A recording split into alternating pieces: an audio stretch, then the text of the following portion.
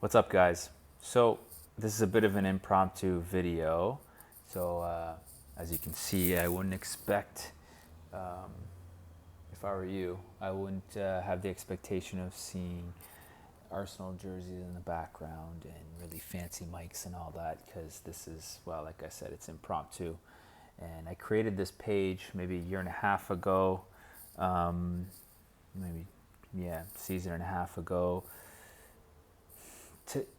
to offer just maybe a different perspective than a lot of the perspective we see out there in terms of Arsenal talk. And in fairness, I want to talk about the Chelsea Arsenal game yesterday specifically. In fairness, there's a lot of grounded, realistic takes. I've listened to Andrew and James on the Ars Blog podcast. I just finished listening to James from the Goonerverse. I listened to Clive yesterday on the Arsenal Vision instant reaction. I've seen Rohan from the Canon podcast post some very grounded takes on X. We've got the Harvey Gratian YouTube channel. I haven't watched his analysis yet, but I'll probably watch it after this. I'm here to offer whatever, my own unique view on it, and maybe it's a little different or similar to them, but comes out in a different way. And anyway, I felt called to share this. I haven't posted on this channel in a year and a half, so let me just come out with it. Guys, Arsenal fans, relax. It's okay. It's okay. Feel those words. It's okay. Yesterday's match, it's okay. In fact, it's good. It's good because that's a match in the past. Let me look at it from this point of view first. From Chelsea's point of view, Chelsea should be disappointed. Why? Because Chelsea were the better team yesterday. Chelsea had more energy. It was clear they were more up for it. It was clear this was like a cup final for them. Playing Arsenal, they're in second place. They had just beat Barcelona. Stamford Bridge was rocking. They're young. They're athletic. They can run. And they were up for it. They were really up for it. And if you've ever played sports, you know that on any given day, especially a team like Chelsea, Chelsea's a good team. They have a lot of talent. They beat some great teams so far this year. They beat PSG in the Club World Cup final. Like I said, they just smashed Barca at home. They smashed Tottenham at home a few weeks ago. It might have only been 2-0, but they completely dominated them. We also did the same. But anyway, so that's a team that, listen, by the way, that energy and emotionality is also what's going to lose them points in games they should get all 3 points. But it's also what's going to allow them to take points off of top teams. There are going to be other top teams that go to Stamford Bridge and lose points. Well, Liverpool already has. They already lost there. Man City's not in for an easy match. They may win, they may not. Look, and we could have won yesterday. We didn't. It is what it is. You sometimes you do, sometimes you don't. But that's a tough game to go into. So, back to my point about Chelsea feeling disappointed. So you've got all that. You're amped up. You're on it. They were quick. Their touches were quick. They were just on it technically even. I felt we were a little off and they were a little on. Not that we were dominated, and that's actually part of the thing. You can't dominate us anymore. You can't physically dominate us. You can shake us a little bit, but we're still there. We're like a wall. And it kind of reminds me of City of old against maybe City of 2-3 years ago against us 2-3 years ago. That season where we won at home and we drew away at the Etihad. Who won the title? City. Why? Because they were just a rock. And why didn't we? Because we were more emotional. And with the emotions, great, you could have some great super high ups, but also some super low downs. We're more like this year. And that's because of our experience. That's because we've built that scar tissue over the past seasons. So Chelsea should feel disappointed because they should have won that match. They threw it away with a stupid red card. It was an idiotic rush of blood. But it was coming for Caicedo. He was playing recklessly, and he was lucky not to be on a yellow card already. And listen, they still played fantastically afterwards, and we didn't put our foot on the gas. And there's reasons for that. We just played two highly emotional games against Tottenham. I know we smoked them, but it's still our biggest rival. I know as a fan, I feel emotional. So I'm sure the players do too. Bayern, that was emotional in another way. It was exciting, it was fun, but that takes energy out of you. Not just physically. By the way, they also ran and played those matches physically. So that's going to take a lot out of you, but emotionally as well. I don't know about you guys, but by 60 minutes into this game yesterday, I was ready. I was just like ready for it to be over. I was drained. It's like I almost didn't care anymore, you know? And I always care. And I did care. But you know what I mean? I was like, all right, you know what? Let's just end this in a draw. It's good. Let's just go home. Especially after Arsenal scored. Listen, I wanted us to score again, but there's also part of me that was like, it's okay. Let's just take a draw and go home. And let's relax. Let's go to sleep, you know? That's how I felt. I needed sleep after that. How do you think the players felt? And by the way, yes, we get some injured players coming back, but we didn't have Saliba and Gabriel, our calmness leaders at the back, if that makes any sense. They are the rocks back there. So that when they're there, there's a different level of calm that gets transmuted throughout the team. Whereas yesterday, Hincapié and Mosquera did fine. They did well, and they're good players, honestly. I think Mosquera's going to end up playing more left back, and I wouldn't be surprised if Saliba's still out if Calafiori moves to the middle now, because we needed that technical, calm security in the middle and maybe a slightly bigger body for the duels, and Calafiori has that over Hincapié in terms of the bigger body. But Hincapié, you could see it at the very end, the chance that Timber took off Gyökeres's head. That was Hincapié sprinting to the bly line and standing that ball up. That's a left back. That's not a center back move right there. It's cool that we have another one, Calafiori, that can do that as well and also play center back. It's great they can both play. But listen, we're missing Gabriel. We're missing Saliba. Third big match in 8 days, I guess, last Sunday to this Sunday. 8 days, I guess that is. Chelsea had an extra day's rest. They played Barca on Monday. We played Bayern on Wednesday. Chelsea played, I think, Burnley last weekend. And we played Tottenham. So, again, it's okay. It's okay. Take a step back, take a breath, and I'm sure many people have by now. But I could have recorded this yesterday. I just didn't have the feeling to do it because I hadn't thought of this channel in so long, but something pulled me into it today. Just take a step back. Look at the table. Where are we? 5 points clear at the top. Where were we before? I was just watching James from the Goonerverse. I had this thought earlier today too. He said it as well. We were 4 points ahead going into the international break. What are we now? 5. 2 weeks later, or two game weeks later, 2 match weeks later. So we've extended our lead at the top. And I mean, City, inconsistent. And by the way, most of the season has been done without key players. Almost every single match. When was the last time we had everyone fit? It was Man U. But even that match, I mean, we didn't have Gabriel Jesus, who's coming back now. Kai Havertz was there. He got hurt, but he was there. So, but since then, we haven't had it. Havertz got injured, then Saka. Then Saka came back, then Madueke, then Odegaard. Then Odegaard came back, then Odegaard got injured again. Then he came back again, then he got injured again.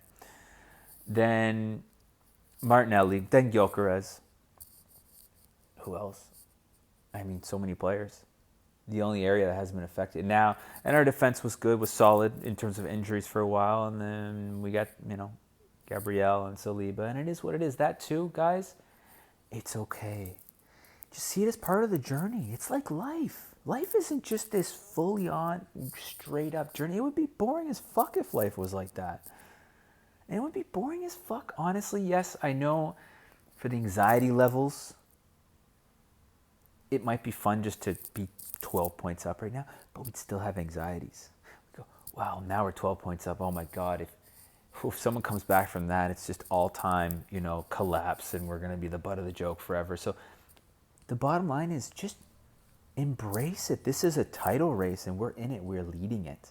Last time we were leading it this time was 22-23. That team was like the Chelsea team of today. Talented, young, aggressive, came out hard, came out fast. But what happened? We burnt out. And yes, we had some injuries too. We didn't have the squad we have now. But we burnt out. And was it last week? Pep was saying, no one wins things in November. You don't win anything in November. There was a lot of people saying about that. And that's because it's funny. The irony about it is people were saying that in response to Arsenal, going on a run and City losing here and there, and a couple teams had tough results last week, and Arsenal looked really good. Well, now we can take that logic too. Now that we've tied, and the energy's kind of come back down to earth a little bit. Nothing's won in November, and we're still 5 points clear. And our injured players are just coming back. You guys ever play football? If you have, I'm sure many of you have, or any sport. You miss a month like Gyökeres, a month and a half like Odegaard, 2 months more like Madueke, a month like Martinelli. You're rusty. You can come back and you can get yourself in physical shape, but there's a difference between fitness and match fitness too. There's a mental, there's a flow, there's the touch, there's the atmosphere. You need some game time to get back to your best, to your sharpest. And, I see some people saying Odegaard, there's some mixed reactions on his performance. I mean, guys, give him a break. Come on. Gyökeres, give him a fucking break. Martinelli, give him a break. I was shocked. I mean, these guys are amazing. Martinelli comes back during midweek and first game back scores. Now, I mean, all he had to do was run straight and take one touch on the ball and put the ball in an empty net. But still, that's impressive. Madueke as well. Madueke looked a little rusty again yesterday. That happens too sometimes. You come back, and when you first get back, you hit a bit of a purple patch of form, but then it kind of comes back down to earth a little bit. So it's all right. We've got a lot of games in December. These guys will get up to speed, will get fit. Hopefully we have less injuries the rest of the season. But, I mean, this is what we've built this squad for as well, Yeah, it can feel like it sucks sometimes having the injuries, but like I said, it's part of it. It's part of life. We get injured in life. I don't know. Things happen that we'd rather don't happen. But what happens? Do we just die? No. Does it hurt? Yeah, it can hurt. Just as a football match can hurt. But what do we do? Eventually we accept it. We learn from it. We move on. We go again. Right? With a different attitude. Maybe a little different energy. And I mean, that's what we need to do now. We play again in 2 days. 2 days. And then we play again 3 days later. 3 days later, yeah. I think Saturday morning. And then it's like that until the end of December, basically. So, listen, guys. Let the media do what they're going to do. Let Chelsea have their little party. I mean, the thing is, the next match, they come to our house next, right? So, I don't know. I mean, at the end of the day, I was pretty happy yesterday. Sure, there's my mind tries to pull me in, and this is another thing I wanted to say, guys. That reaction, that visceral kind of, the world is ending reaction. We've blown the title. We can't stay injury free. Blah blah blah. We do this every year. It's like, guys, that's your trauma speaking. That's your trauma speaking. That's okay. That's okay. But like, you're speaking from trauma, whether your life trauma or your Arsenal trauma, which I think we all have some Arsenal trauma. That's all that is.